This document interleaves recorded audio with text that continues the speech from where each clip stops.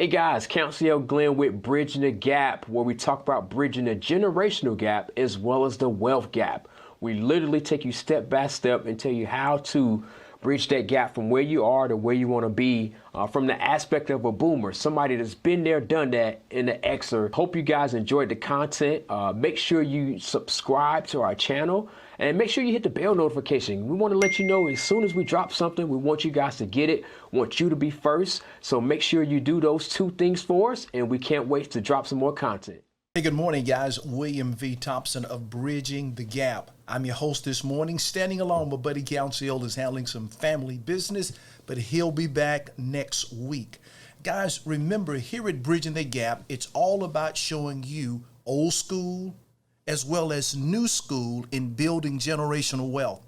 We believe that one size does not fit all. There's something from my generation that your generation needs, and definitely there's something from your generation that my generation needs.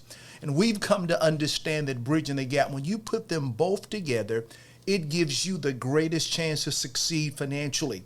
So let's dive right back into it today. We want to encourage you to always like, share, subscribe, get the word out, because people are looking for financial solutions, and we have it. I want you to remember this principle that we shared with you weeks ago, months ago now, that it's a formal education that will make you a living. You get that? But you got to be mindful. It is an informal education that will make you a fortune. You need both of them working together like old school and new school to be successful financially. Now, last week in podcast 30, we talked about creating money. We talked about whether you're going to sell it, lease, or buy back, whether it's land, building, equipment, etc. But today, we want to now get a little bit more specific in podcast 31. We're going to talk today about creating money. And remember, there are multiple streams and sources of money that you have to gravitate to. Remember, we told you before that money is nothing but what? You got it, an idea. And if you're lacking money, it's because you lack ideas. Over the next few weeks, we want to give you some additional ideas that you can embrace so that you can begin to create cash flow. It doesn't matter whether you're a Z, millennial, an X, or even a boomer like me. It's all right. These principles work. So let me take you back to the game of Monopoly for a minute. I mean the board game, now not the electronic version, but the board game. You know, on the board, you're going around that board. And initially, what are you doing? You're trying to collect the $200 salary. I want you to be mindful, though, as we talk about the job on today, it needs to be your initial, that's right, your initial source of money. It needs to come from your job, but not your permanent source. Now, on that job, we're going to share about 6 or 7 ways that you can create money from your job, because remember, it's all about what? You got it, cash flow, because cash flow is the rocket fuel to build wealth. So let's get started. The first way, if I had a job that I'd recommend you do, is to check out your check stub. The average person gets the check in the check stub. They tear the bottom off, they throw it in a drawer, get rid of it, and they go cash it, deposit it, probably take a picture these days. I don't know how they get checks in the bank, and sometimes direct deposit. But the thing is, study your check stub. I've been amazed to see that people had sometimes over deduction in taxes. Sometimes they had maybe unnecessary insurance. And sometimes there are things that them and their spouse, if you're married, are overlapping. The average person, by analyzing your check stub, just that simple, I believe can put another $100 to $300 a month of positive cash flow into your life. Remember, take the time to understand that check stub. That's idea number one. Or here's one I love. And this is a big one, I believe, in the economy we are now. Incentives and bonuses. That's right. Your job right now is having a hard time finding good people like you. And many times they're going to have incentives or bonuses, whether your sales quota, whether so many people signing up for a membership or a credit card, whatever it may be. I want you to understand every one of the incentives and bonuses of your company. If you don't initially get it, get with somebody in HR or someone who's doing it on the job. Remember, in all you're getting, do what? You got it. Get an understanding. And once you understand the incentives and bonuses, I want you to develop a plan. Remember, we've taught you episodes ago that an unwritten plan is impossible to follow. What is that written plan to tap that profit sharing? What is that written plan to maybe even win a free vacation? What is the written plan to maximize your bonus? Don't tell me if you have it here only, you're not going to have it there. It starts here, you write out the plan, and you execute the plan. There is a lot of incentives. There's a lot of bonuses. I know here at my company, guys here are paid a very, very minimal base salary. I'm going to be honest with you. But they have really good bonuses that sometimes they'll make $3,000 to $5,000 to $6,000 on every deal they close out. That incentivizes them to make it happen. All right, number 3, your promotions. Yes, I know I said your job is your initial source of income. I stand behind that. But if you're going to be on the job, and let's say there's 5 levels, and let's say you're at level 2, then the question needs to be, what can I do to get a promotion? Because I guarantee you the person at level 3 is making more than you're making at level 2. And I bet you that the person's level 4 is making more than the person at level 2. The whole point is understand what the next promotion looks like. We're not going to try to brown nose or to try to remove anyone. But again, it goes back to a game plan. I remember way back in the day when I was working, and that's exactly what I did.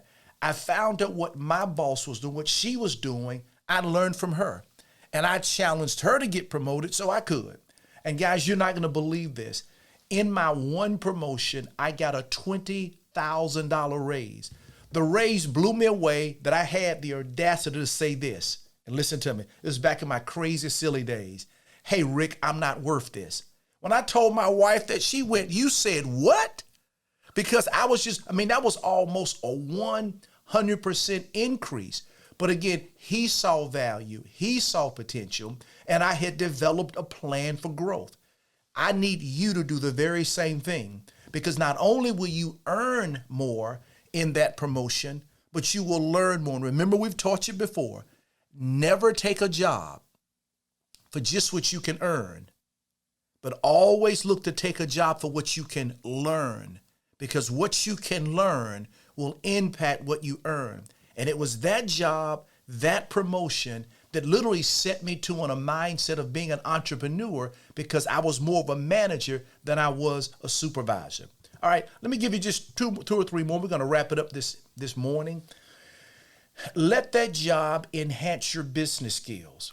As I just said, I was over a couple of plants in Tennessee, and therefore I was like an owner of those plants. I learned budgeting. I learned cash flow. I learned internal controls. I learned strategic planning. I learned cost reduction. I learned a variety of skill sets that school did not teach me, that a book did not teach me.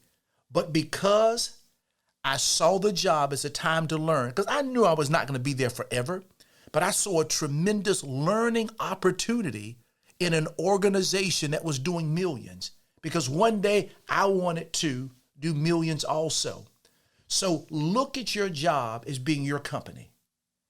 And you want to learn everything you can about the inventory, about the marketing, about the training, about the technology, about the hiring, the whole process.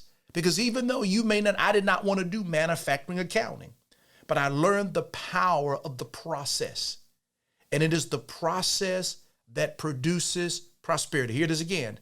Process produces prosperity. And also change your 401k. You guys have gathered by now. We've told you that one of the best ways to build wealth is going to start with your 401k. And of course, I'm a big fan of a Roth. So if your company has a Roth 401k, go that route. And a couple of episodes ago, we talked about how the Roth is money that you don't get a tax deduction from now, but it grows tax-free. See, I'm now over 59 and a half. So if I have $1 million in my 401k, my Roth account, guess what? That money is growing tax-free. And every time I pull out 100 or 50,000, I legally don't have to pay a dime in taxes. but it started when I was in my 30s doing it. And I want to encourage you, if your company does not have a Roth 401k, at least get the regular 401k. Because generally speaking, for every dollar you put in, they'll at least match 50 cents to a dollar. Think about it. That's free money. That is free money that someone's willing to give you, all because you decided to invest in your future. And not to mention there's some tax benefits, meaning that money is tax deferred. And there's even something called an investment tax credit that the government on your tax return will give you a credit for investing. All right, guys, final point, very simple. Old school may be outdated, but I think it's worth looking at. A lot of times back, us boomers would accumulate all these sick days and vacation days because the mindset was we are loyal to the company. Well, guess what? Many companies will let you sell those. I got friends of mine that have like 100 days of sick and vacation days. So let's say if they're making $60,000 a year, 100 days is about, I'm going to say about a third. Let's say roughly a third of a year. That means that's worth about $20,000. Cash them in. That's right. Check with your company and cash them in. And even if they will not buy them from you, take that time off, not because you're sick, but because you want to work on your future. Remember, one major problem that people have is they're so busy. Here's a simple principle. People are so busy trying to make a living that they never slow down to learn how to make a fortune. Imagine taking a week vacation and just going away and just locking in on your goals and your dreams and putting down. I remember doing that in my life when I was a little younger. And I can tell you guys, it was a defining moment in my life. I shut down, of course, TV. There was no social media back in the day. But all the TV, the sports, I closed it down for the week. And I just really got along with my God and all of my notes and all of my dreams. And I said, I'm going to leave this room with a written plan to help me fulfill my dreams. And I want the same thing for you. And I'll close with this statement, that everyone should possess a plan that provides them the possibility to live their dream life. I want you today to start creating that plan. Again, folks, if you've enjoyed anything you've heard on our first 31 podcasts, we want you to subscribe, like, and share, and tell others there's some crazy people in North Carolina with Bridging the Gap, that we believe with the old school and new school, we can help you build generational wealth, one person at a time. Good day and God bless you.